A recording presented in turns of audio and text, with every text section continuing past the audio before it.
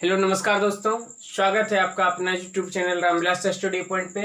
आज मैं आप लोगों के बीच एक मध्यकालीन भारत का अकबर का धार्मिक नीति के बारे में बताने जा रहा हूँ। दीन इलाही धर्म। ये दीन इलाही धर्म क्या था? इसे जो है प्रारंभ में सुलह ए कुल के नाम से जाना जाता था और एक नाम और था इसका तौहीद ए इलाही। ये तौहीद ए इलाही नाम से इसे शुरू किया गया था और बाद में इसे सुलह ए कुल भी कहा गया, लेकिन ज्यादा प्रचलित ये दीन इलाही धर्म से संबंधित है। आज हम लोग जानेंगे कि दीन इलाही धर्म के क्या क्या शिक्षा था, इसके अंतर्गत क्या क्या चीज का त्याग करना पड़ता था, इसका मुख्य उद्देश्य क्या था और ये दीन इलाही धर्म के विरोधी कौन कौन थे, कौन कौन इस धर्म के बारे में क्या क्या बोले थे, इनके बारे में भी हम लोग चर्चा करेंगे। दीन इलाही धर्म, सबसे पहले ये बता दें कि दीन इलाही धर्म को जो है चलाने वाले व्यक्ति थे अकबर थे, जो कि मुगल काल के महान सम्राट, महान बादशाह के रूप में जाने जाते हैं। और ये 1582 ईस्वी में दीन इलाही धर्म की स्थापना किया गया था, जिसका प्रधान पुरोहित जो है यानी कि प्रधान कार्य करने वाले थे अबुल फजल, जो कि अकबर के नवरत्न में से एक थे अबुल फजल। और दीन इलाही धर्म की जो है शुरुआत 1582 ईस्वी में तौहीद इलाही से के नाम से शुरू हुआ थे, लेकिन बाद में दीन इलाही धर्म के नाम से प्रचलित हुआ। इसे सुलह ए कुल के नाम से भी जाना जाता है। सुलह ए कुल क्यों कहा गया, इसके बारे में समझिए। अकबर जो है ये इबादत खाना भी बनवाया था। अकबर के द्वारा इबादत खाना भी बनवाया गया था और इबादत खाना में ये अकबर का एक मंशा था कि सभी धर्म के बारे में हम अध्ययन करें कि सभी धर्म का क्या सारांश है, और सारांश के लिए ही इबादत खाना की स्थापना किए थे, जिसमें कि सभी धर्म के विशेषज्ञों, सभी धर्म के जो गुरु होते हैं उनको बुलाया गया था। इसीलिए और उन्हीं के निष्कर्ष के आधार पर सुलह ए कुल और दीन इलाही धर्म चलाया गया था। अब हम जाने कि दीन इलाही धर्म का उद्देश्य क्या था। इसका उद्देश्य था कि बादशाह और अकबर के दरबारी के बीच, बादशाह यानी कि राजा खुद अकबर और इसके दरबारी के बीच संस्थागत रूप प्रदान करना था। ये तो था ही सबसे मेन उद्देश्य था दीन इलाही धर्म चलाने का, कि दीन इलाही धर्म का मुख्य उद्देश्य था सभी धर्म के लोगों के बीच एकता स्थापित करना। ये बहुत ही समझिए, दीन इलाही धर्म के अंतर्गत क्या क्या चीज कहा गया था कि क्या क्या चीज का त्याग करना पड़ता था। तो इसमें 4 चीज का त्याग करना पड़ता था: धन का, धर्म का, जीवन का और सम्मान लेने का। यानी कि सम्मान हमेशा देने की चेष्टा किया जाए, ना कि लेने की। लेने की क्या, स्वयं मिल जाएगा। सम्मान दीजिए, आपको स्वयं सम्मान मिल जाएगा। ये इसमें कुछ त्याग था।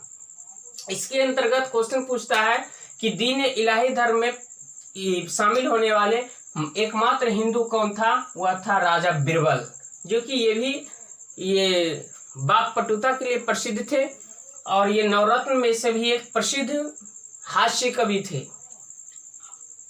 और ये जो है प्रथम एवं अंतिम हिंदू थे, प्रथम एवं अंतिम हिंदू थे जो कि दीन इलाही धर्म को स्वीकार किया था। इसके बाद और बता दें कि 1583 में ये अकबर के द्वारा इलाही संबत का भी प्रचलन किया गया था। ये तो बोल ही दिए थे कि ये दीन इलाही धर्म का प्रधान पुरोहित कौन थे? अबुल फजल थे। इसके अलावा ये दीन इलाही धर्म को जिस व्यक्ति को सदस्य लेना होता था, उसका सदस्यता जो है ये रविवार के दिन लिया जाता था। इसमें होता था क्या कि रविवार के दिन राजा के दरबार में जाता था और राजा के दरबार में जाने के बाद वहां जो है अपने पगड़ी को राजा के चरणों में रखता था और शिष्टा ग्रहण करता था। और राजा उन्हें एक मंत्र देता था, जिस मंत्र का नाम है, जो आप लोग सुनते होंगे, अल्लाह हू अकबर बोला जाता है ना। अल्लाह हू अकबर का शाब्दिक अर्थ होता है कि ईश्वर महान है। अकबर यहाँ महान और अल्लाह मतलब ईश्वर, ईश्वर महान है, ऐसा मंत्र देते थे अकबर। और ये दीन इलाही धर्म से संबंधित कुछ शिक्षाएं दी जाती थी। उन शिक्षाओं के बारे में हम लोग जानकारी प्राप्त करते हैं। ये सबसे पहले कि जन्मदिन पर कुछ भोज भंडार किया जाए। इसके अलावा एक खैरात बांटना, खैरात मतलब समझते हैं, कुछ धन संपत्ति का वितरण भी किया जाए। और मांस का प्रयोग ना किया जाए, जहां तक संभव हो अधिक से अधिक यह कोशिश करें कि मांस का प्रयोग ना करें। ये दीन इलाही धर्म के अनुसार, मेरे अनुसार नहीं है। और बाल विवाह नहीं किया जाए, ऐसा भी ये दीन इलाही धर्म में कहा गया था। और ये भी बताया गया था कि एक पत्नी व्रत का पालन करना चाहिए अकबर के द्वारा। ये अकबर के द्वारा चलाए गए धर्म के अनुसार बताया जा रहा है। इसके अलावा जुआ या नशा का प्रयोग ना करें, ये सब शिक्षाएं दी जा रही थी दीन इलाही धर्म के अंतर्गत। और बताया गया था कि सद्व्यवहार, सद्कार्य, मृदु वचन, उदारता, क्षमा का पालन करना। मृदु वचन, हमेशा मीठा वचन बोले। सद्विचार, एक सत्य विचार देना चाहिए। सद्कार्य, सही कार्य करना चाहिए, सत्य कार्य करना चाहिए, मीठा, उदारता होना चाहिए। ये सब शिक्षाएं दीन इलाही धर्म में ये के अंतर्गत दिया जाता था। तो यहाँ दीन इलाही धर्म चलाने का पर्पस मेरे ख्याल से कि सभी धर्म के लोगों के बीच एकता स्थापित करना था। लेकिन इनका जो है कई लोग विरोध भी किए, कई इतिहासकारों ने विरोध किए। उनको हम पढ़ते हैं। जैसे कि एक इतिहासकार हैं बारतोली साहब। बारतोली का कहना था कि ये जो दीन इलाही धर्म चला गया है, ये जो है अकबर का दूरदर्शिता का प्रतीक है। बड़ा ही दूरदर्शिता व्यक्ति हैं अकबर। ये जो है इनका मंशा कुछ अलग है, भले ये दीन इलाही धर्म चला दिए हैं। जबकि एक अन्य इतिहासकार हैं अस्मित साहब। अस्मित साहब का कहना था कि अकबर के बुद्धिमानी का यह प्रतीक नहीं है, बल्कि ये अकबर का बेवकूफ़ी का प्रतीक है। ये बेवकूफ़ी का पहचान है कि अपना धर्म चलाना, अलग धर्म चलाना। और बदायूनी साहब का कहना था, बदायूनी एक इतिहासकार हैं, इनका जो कहना था, इनका तो ऐसा कहना था कि आप भी यकीन नहीं कर पाइएगा। और आप अन्य इतिहासकार भी इनके बातों से सहमत नहीं हैं। ये इस्लाम विरोधी कार्य की लंबी सूची तैयार कर दिए थे। जैसे कि बताए थे कि बदायूं साहब कि ये दीन इलाही धर्म जो है इस्लाम विरोधी कार्य है।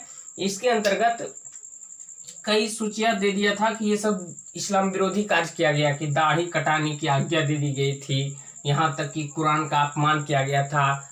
कुरान का अपमान, हम तो ये कहते हैं कि किसी भी धर्म के धर्म ग्रंथ हो उसका अपमान ना करें।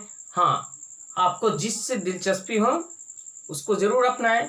ये कुरान का अपमान, ये सब बता रहे थे कि दीन इलाही धर्म से कुरान का अपमान हो रहा है।